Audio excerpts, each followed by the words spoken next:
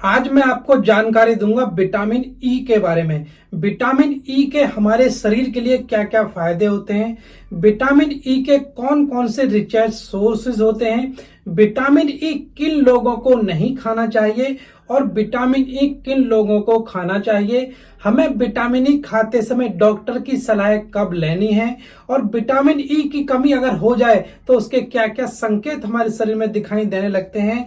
लंबे समय तक यदि आप विटामिन ई खा रहे हैं तो आपको विटामिन ई की वजह से क्या क्या साइड इफेक्ट दिखाई देने शुरू हो जाएंगे।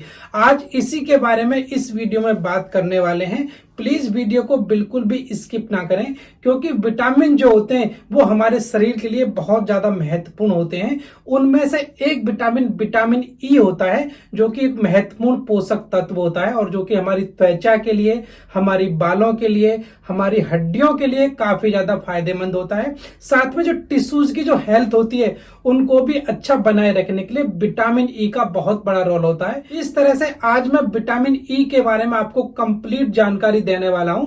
वीडियो थोड़ी लंबी हो सकती है तो प्लीज वीडियो को छोड़कर कहीं मत जाइएगा, क्योंकि यह वीडियो आपके लिए बहुत ही ज्यादा आज महत्वपूर्ण होने वाली है। क्योंकि इस वीडियो में जो जानकारी दूंगा वो आप उसे अप्लाई भी कर सकते हैं और काफी बीमारियों से बच भी सकते हैं। तो प्लीज वीडियो को अंत तक जरूर देखें। यदि वीडियो में बताई गई जानकारी आपको अच्छी लगती है तो वीडियो को लाइक, कमेंट और शेयर जरूर करना।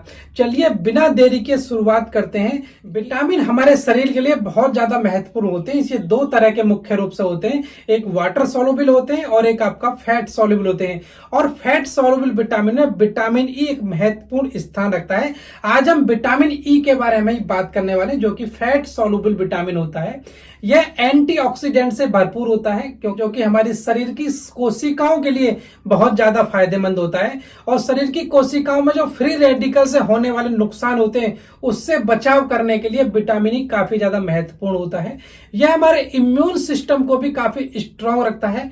हमारे इम्यून सिस्टम को स्ट्रांग बनाए रखने के लिए आपको विटामिन ई का इस्तेमाल करना चाहिए। यह हमारी कोशिकाओं को और हमारे शरीर को संक्रमण से लड़ने की जो शक्ति देता है, इसलिए हमें विटामिन ई का इस्तेमाल करना चाहिए, क्योंकि यह हमारे इम्यून सिस्टम को बहुत अच्छा रखता है। जो हमारी रोग प्रतिरोधक क्षमता होती है उसको बढ़ा के रखता है और ऑक्सीडेटिव स्ट्रेस से बचाने के लिए विटामिन ई काफी ज्यादा महत्वपूर्ण होता है। और नेक्स्ट है आपके हृदय रोगों का जो रिस्क होता है उसको काफी कम करने में जो विटामिन ई काफी ज्यादा मददगार होता है, क्योंकि रिसर्च से पता चलता है यदि हम विटामिन ई का इस्तेमाल करते हैं तो हृदय रोगों का जो जोखिम करने वाले जो कारक होते हैं उन कारकों को कम करने में काफी ज्यादा मददगार होता है।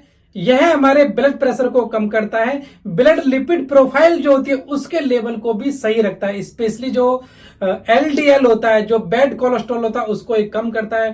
ट्राइग्लिसराइड जो होता है उसको भी काफी हद तक कम करता है। और रिसर्च बताती है ओमेगा 3 सप्लीमेंट के साथ अगर लेने से जो मेटाबॉलिक सिंड्रोम वाले जो लोग हैं उनमें ये एलडीएल को और ट्राइग्लिसराइड को कम करने में काफी ज्यादा मददगार होते हैं। इसलिए यदि आपका जो हार्ट का जोखिम आपको होने की संभावना है तो आपको विटामिन ई का इस्तेमाल करना चाहिए। इससे आपको काफी ज्यादा फायदा होगा। और नेक्स्ट इंपॉर्टेंट हम बात करें, आपके शरीर के अंदर जो नॉन एल्कोहलिक फैटी लीवर जो हो जाता है, क्योंकि बहुत से ऐसे लोग होते हैं जो शराब का सेवन कम करते हैं या फिर बिल्कुल नहीं करते, उसके बाद भी उनके लीवर में फैट जमा होनी शुरू हो जाती है, जिसको हम फैटी लीवर कहते हैं। ऐसे में विटामिन ई का इस्तेमाल करना काफी ज्यादा फायदेमंद होता है। यदि आपको इस तरह का फैटी लीवर हो गया है तो विटामिन ई का रेगुलर इस्तेमाल करने से आपका जो नॉन एल्कोहलिक फैटी लीवर है वो आपका सही हो जाता है। और नेक्स्ट है त्वचा के लिए काफी ज्यादा फायदेमंद होता है विटामिन ई। बेसिकली जो स्किन डिसऑर्डर होते हैं, जो कि आपकी जो सूखी खुजली आपको हो रही है या फिर आपको एक्जिमा हो गया है या सोरियोसिस की शिकायत है, इसमें आपका जो विटामिन ई है बहुत अच्छा काम करता है। और विटामिन ई हमारे शरीर के अंदर जो कोलेजन है उसका प्रोडक्शन बढ़ाता है, जिसकी वजह से हमारी त्वचा है वो बहुत हेल्दी रहती है और जवा दिखाई देती है। इसलिए हमें विटामिन ई का इस्तेमाल जरूर करना चाहिए। साथ में विटामिन ई हमारे बालों के लिए काफी ज्यादा फायदेमंद होती है। इससे हमारा जो हेयर ग्रोथ है वो बहुत अच्छी होती है। साथ में vitamin E anti ageing good भी होता है। यदि इसका इस्तेमाल करेंगे तो हमारी स्किन जमा रहती है और हमें उम्र का भी ज्यादा पता नहीं लगता है। तो इसलिए विटामिन ई ई हमारी सेहत के लिए और हमारी स्किन के लिए बहुत ज्यादा फायदेमंद है। और नेक्स्ट इंपॉर्टेंट हम बात करें, ये हमारे ब्रेन के स्वास्थ्य के लिए, हमारे मस्तिष्क के स्वास्थ्य के लिए, जिसको हम कॉग्निटिव हेल्थ कहते हैं, उसके लिए भी विटामिन ई काफी ज्यादा फायदेमंद होते हैं। क्योंकि स्पष्ट रूप से बोलने के लिए, सोचने के लिए और सीखने के लिए और चीजों को याद रखने के लिए विटामिन ई काफी ज्यादा फायदेमंद होता है। और रोजमर्रा की गतिविधियों को करने के लिए आपको विटामिन ई का रेगुलर इस्तेमाल करना चाहिए, क्योंकि यह आपकी सेहत के लिए और आपके ब्रेन के लिए काफी ज्यादा फायदेमंद है। और ओल्ड एज में जो एल्जाइमर डिजीज होती है,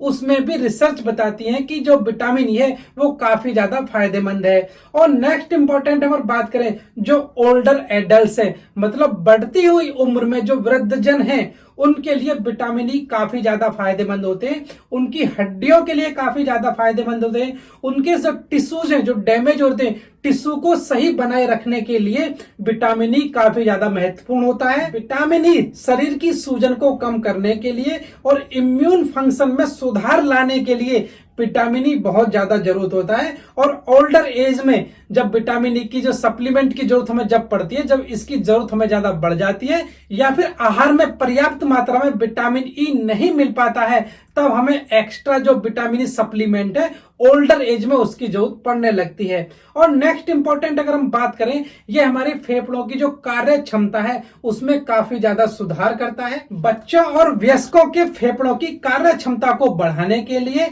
और अस्थमा जैसी बीमारी से बचने के लिए विटामिन ई काफी ज्यादा फायदेमंद होता है। और विटामिन ई के रेगुलर इस्तेमाल करने से लंग्स हमारे स्ट्रांग बनते हैं, लंग्स की जो इम्यूनिटी क्षमता है वो भी काफी बढ़ती है।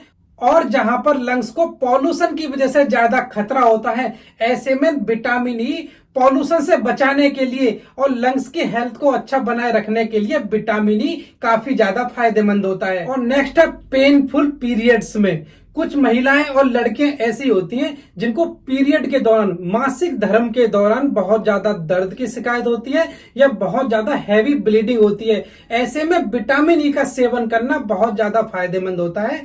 यदि आपको इस टाइप की प्रॉब्लम है तो पीरियड शुरू होने से 2 दिन पहले आप विटामिन ई के कैप्सूल का इस्तेमाल शुरू कर दीजिए। और पीरियड के दौरान तीसरे दिन तक आपको विटामिन ई का इस्तेमाल करेंगे तो इससे आपको जो हैवी ब्लीडिंग की समस्या है या फिर पीरियड के दौरान जो बहुत ज्यादा पेन होता है, लड़कियों और महिलाओं को बहुत ज्यादा फायदा होता है। इसलिए आप विटामिन ई का इस्तेमाल कर सकते हैं। और नेक्स्ट है आपका इनफर्टिलिटी के लिए। ये दोनों ही फर्टिलिटी में काफी ज्यादा फायदेमंद है, चाहे वो मेल इनफर्टिलिटी है चाहे वो फीमेल इनफर्टिलिटी है।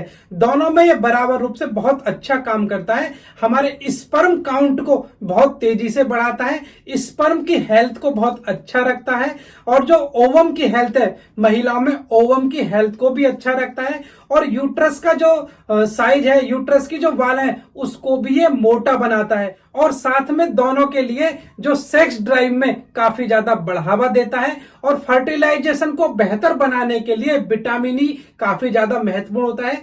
और महिलाओं में जो पीसीओडी की समस्याएं हो जाती है, उसमें भी विटामिन ई काफी ज्यादा फायदेमंद होता है। इस तरह से ओवरऑल मैं आपको जानकारी दी है कि विटामिन ई काफी ज्यादा हमारे शरीर के लिए, हमारी ओवरऑल हेल्थ के लिए काफी ज्यादा फायदेमंद होता है। इसलिए हमें रेगुलरली विटामिन ई का इस्तेमाल करना चाहिए, चाहे इसके सोर्सेज के द्वारा चाहे इसके सप्लीमेंट के द्वारा। और नेक्स्ट इंपॉर्टेंट हम बात करें कि विटामिन ई की अगर कमी आपके अंदर होने लगे तो आपके शरीर में क्या क्या संकेत दिखाई देते हैं। यदि आप उन संकेत को जान लेते हैं तो आपको पता लग जाएगा कि आपके शरीर में विटामिन ई की कमी होने लगी है। सबसे पहले आपकी जो मांसपेशियां हैं, आपकी मांसपेशियां कमजोर होने लगेंगी, चलने फिरने में आपको समस्या होने लगेगी, हाथ पैरों में आपका सुन्नपन भी आ सकता है। और साथ में आपको विजन में भी समस्याएं आ सकती हैं, आपको देखने में समस्या हो सकती है।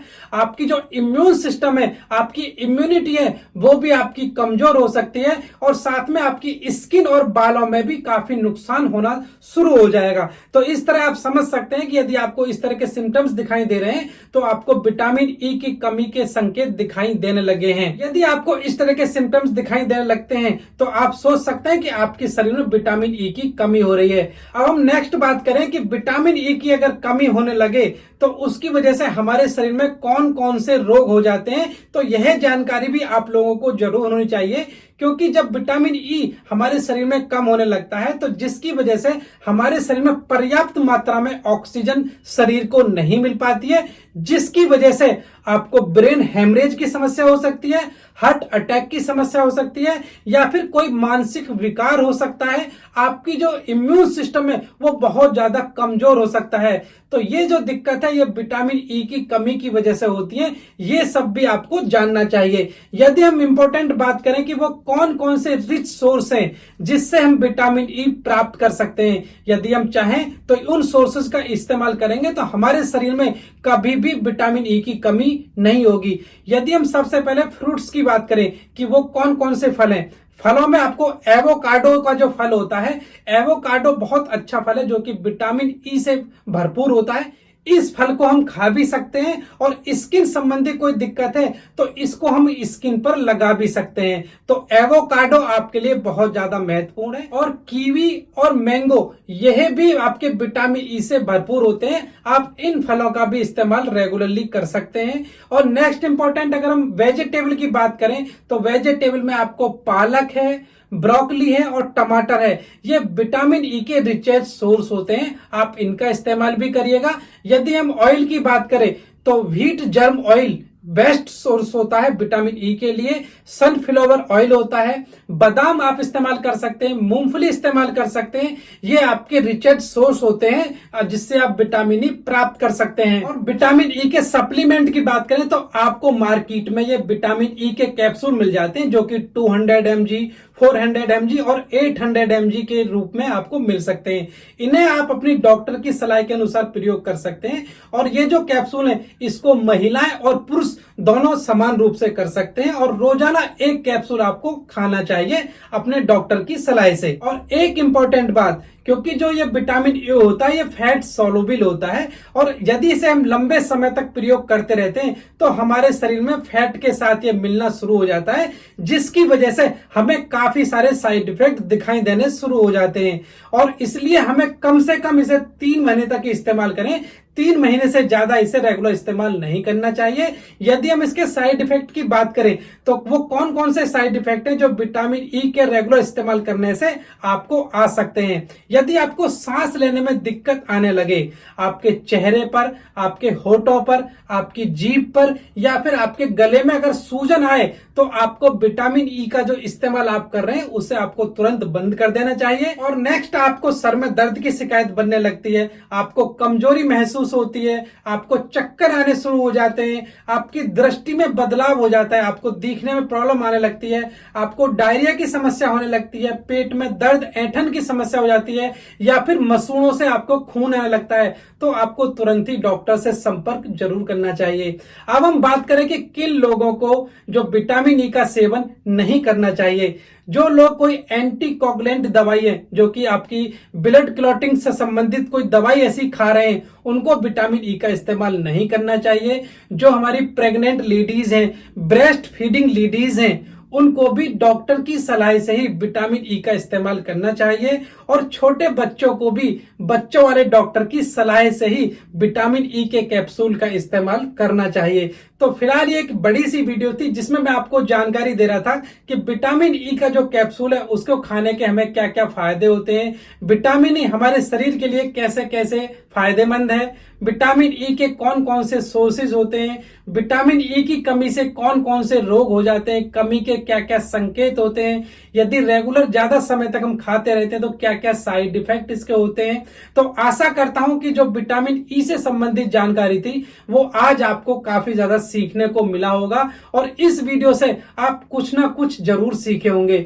यदि आपको वीडियो में बताई गई जानकारी अच्छी लगी है तो वीडियो को लाइक, कमेंट और शेयर जरूर करें। और यदि आप मेरे YouTube चैनल पर आज पहली बार आए तो प्लीज चैनल को सब्सक्राइब करके ही जाइएगा, क्योंकि ऐसी इंफॉर्मेटिव और एजुकेशनल वीडियो आपको समय समय पर मिलती रहेंगी। फिलहाल यहाँ तक वीडियो को पूरा देखने के लिए आपका बहुत बहुत धन्यवाद। मिलते हैं नेक्स्ट वीडियो में नई जानकारी के साथ। तब तक के लिए आप सभी को मेरा नमस्कार। जय हिंद, वंदे मातरम।